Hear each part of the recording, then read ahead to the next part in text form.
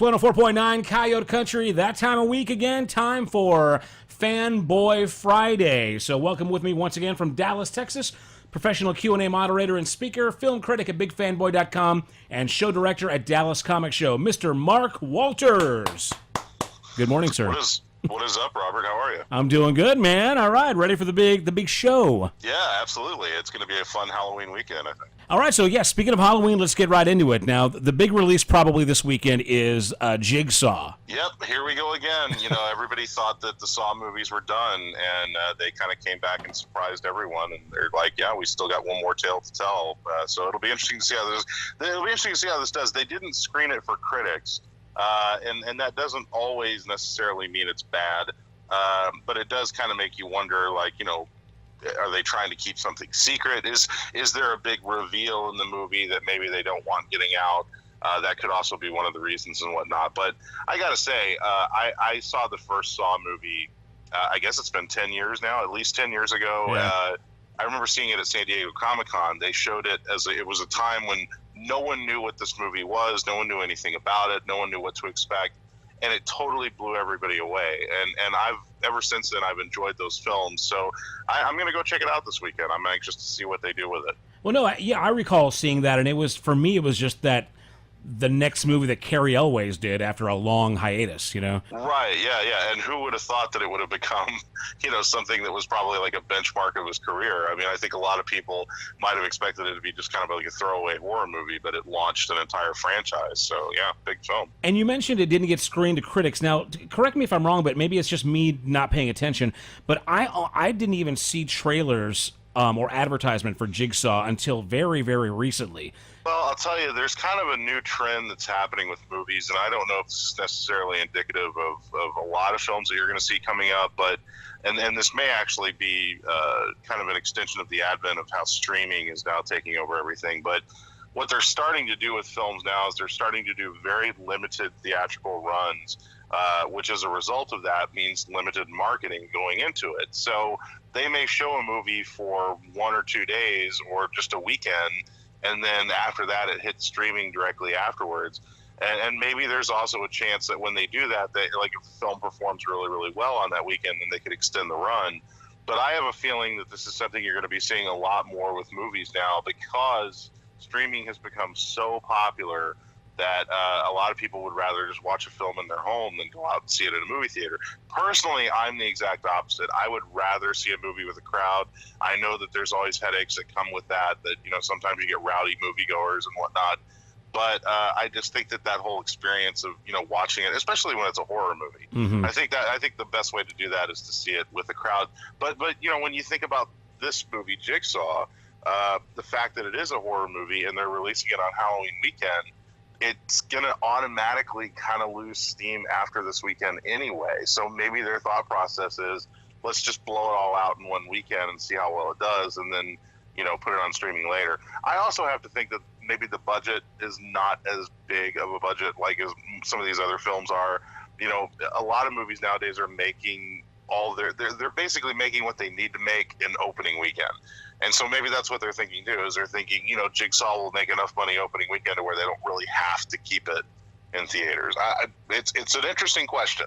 I'm wondering also if maybe how it was so huge, maybe with it being a huge success, maybe that was also part of the marketing thinking there as well. Because, I mean, it took a long time for it to kind of peter out, right? Yeah, well, I don't think anybody expected that it was going to be as successful as it was, because the one thing that it did not have going for it was star recognition. There was really nobody in that movie that was like a big name star. So the only selling point for that movie was Stephen King and the familiarity with the story and the characters. And I think it speaks very highly to just how popular that story was, the fact that movie did as well as it did. The timing of it, I mean, there was a lot of things that went into that, and I think it was also, for the most part, a fairly low-budget film, so it didn't have to have a huge opening weekend to be considered a success. But I think the number one thing that helped that movie was just the incredible word of mouth that it got. Mm-hmm.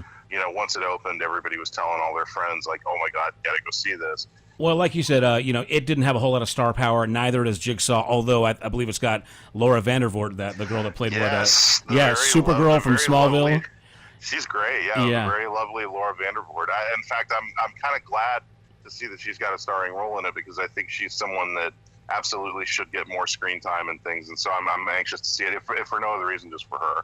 Absolutely. Okay, well, the next big thing coming out this weekend is Suburbicon. Now, this has Matt Damon, and it was directed by George Clooney, right? Yeah, this is a really interesting backstory on this film. So this film was written by the Coen Brothers. If I'm not mistaken, it was written rather early in their career.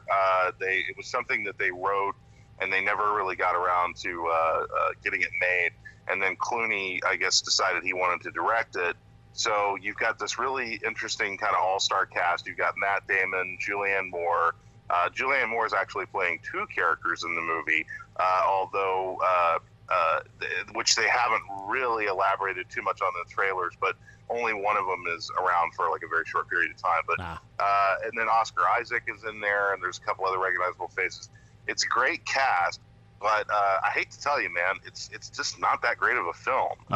It's one of those films that kind of, when you get to the end of it, you kind of wonder, like, well, what was the point of all that, or why was there really anything to kind of take away from that? It's a very dark and very sort of bleak movie. It's set back in the 50s, and it involves a guy played by Matt Damon who kind of gets in running with the mob. And because of that, the mob kind of comes after him because they want their money, and some bad things happen. And it's sort of like, what does that do to him and his family? What are the results of that, in terms of what he has to do now to kind of get himself out from under it? And then there's a subplot that involves a black family that moves into this very white neighborhood, and the white neighborhood not reacting well to it. So there's kind of this sort of underlying subplot of racism and how racism played a hand in 1950s suburban lifestyle, but it never really seems to mesh together by the end of the film. Like I kind of found myself walking out of it thinking, was there a plot thread that was missing, or was there something that just didn't quite, come together cohesively? But it's got some great moments. I mean, it's got some kind of some of those classic Coen Brothers type moments in it.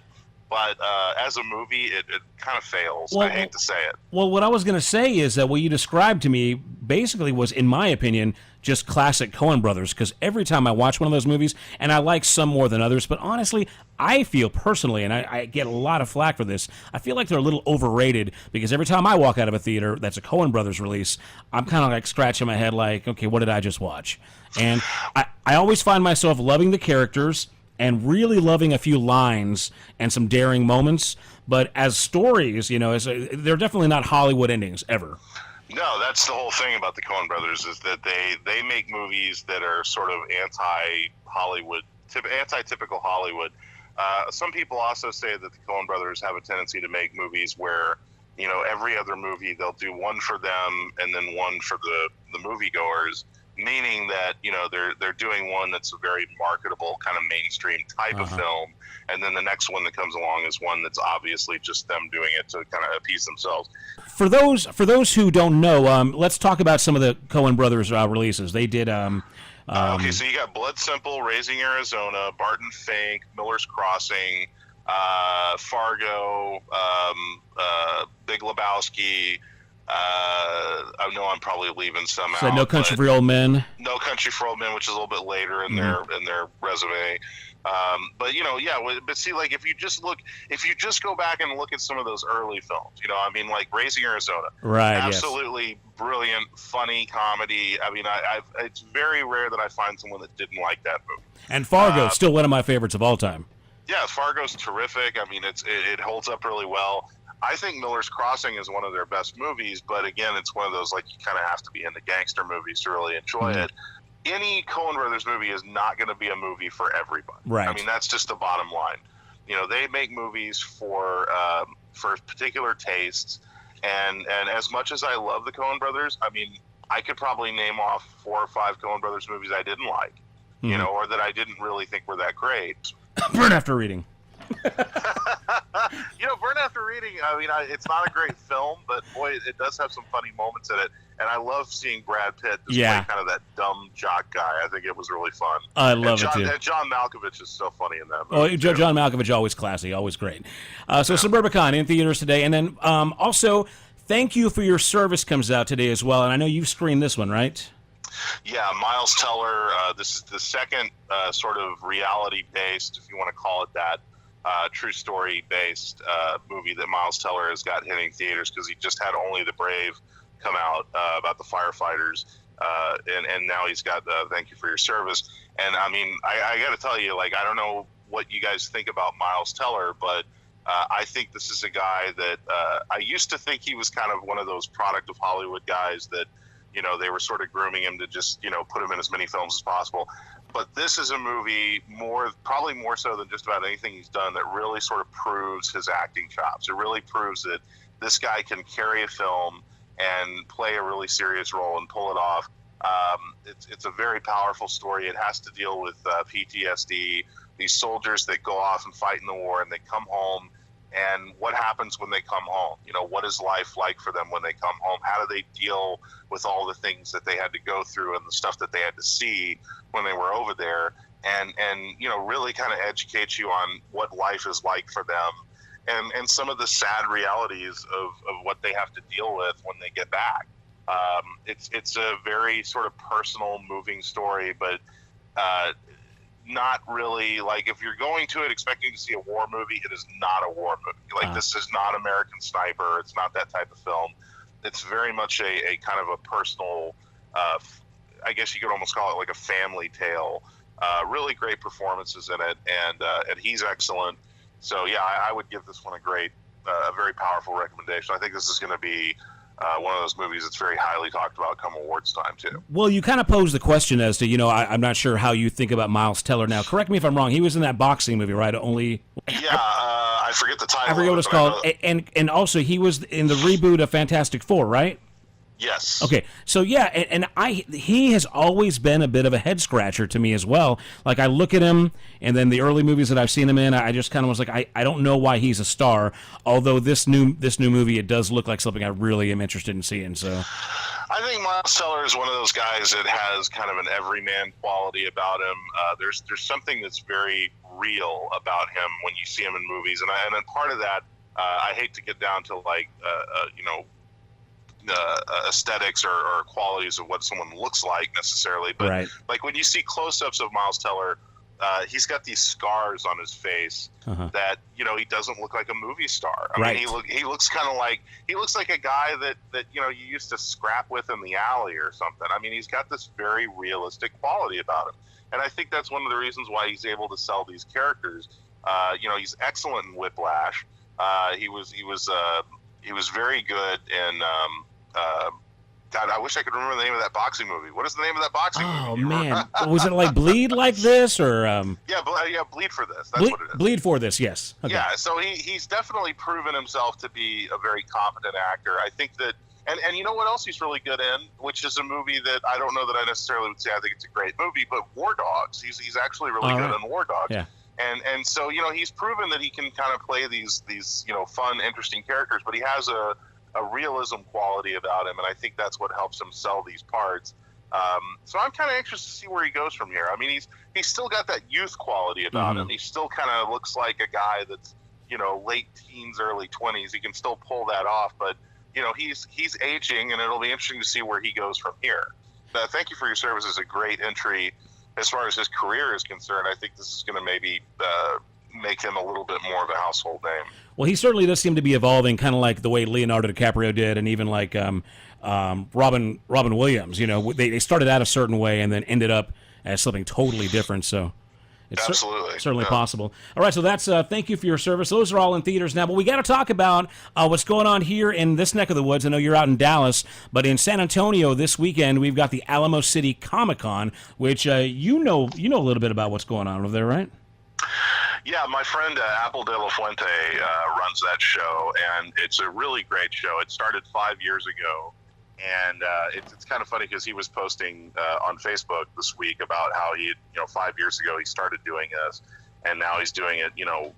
He's back doing it again on kind of Halloween weekend, And this is just a great, fun show to go to. If you've never been to one of these pop culture conventions, this is a really great show to experience. They bring in a lot of really cool guests, and it's a great vibe because this is a show that is run by, not only fans, but people that have a very familial quality to them. Like, Apple is one of those people that all of his friends and all of the people that work for him, they're like family. And I've been fortunate enough to be, kind of included in that family because I've moderated some Q&A panels for him and stuff before. It's very possible you may see me out there this weekend moderating some panels. And I just enjoy going to his events. But yeah, for the city of San Antonio, it's a great opportunity to kind of bring attention and awareness to the city outside of just the tourism side of it.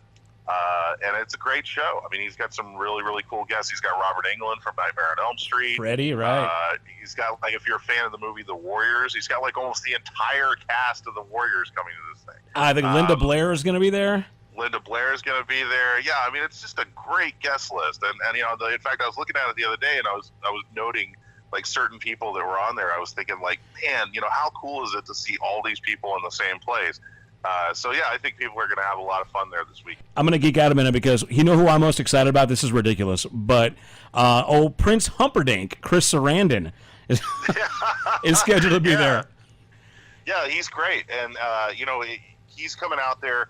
I think more so because of Nightmare Before Christmas, right? But he's one of those actors that because of movies like Fright Night and, like you say, Princess Bride. I mean, he's certainly got some great credits to his name. And he's a very nice guy. I've actually, we've met before a couple times. He's a great guy. Had him in Dallas a couple of years ago. And so, yeah, he's terrific. Ken Page, who does the voice of Oogie Boogie in A Nightmare Before Christmas, he's also going to be there. Sean Young from Blade Runner is going to be there. A lot of really, really cool names. So I highly recommend people check it out. And this is actually Apple's second show this year. Normally he does one show a year, but he did one in May and decided he wanted to do one, on Halloween weekend. So, and because it's Halloween weekend, this is a great opportunity for you to show off your costume. Come in costume because, believe me, there's going to be a lot of other people walking around in costume there. So don't be shy. Put your costume on, come out and have a good time. The best part of it is the beautiful cosplay ladies, right? Always yes. a blast. Details are at AlamoCityComicCon.com. Of course, it's the Alamo City Comic Con Halloween edition, and that's this weekend in San Antonio. So, Mark, thanks so much for everything. What do you got going on BigFanboy.com this week? The only thing that we've got coming up that we're working on right now, we're counting down the days for Star Wars, of course. Everybody's very excited about that. And then there's a store opening up in Fort Worth. Some friends of ours that own a chain of comic book stores called Collected.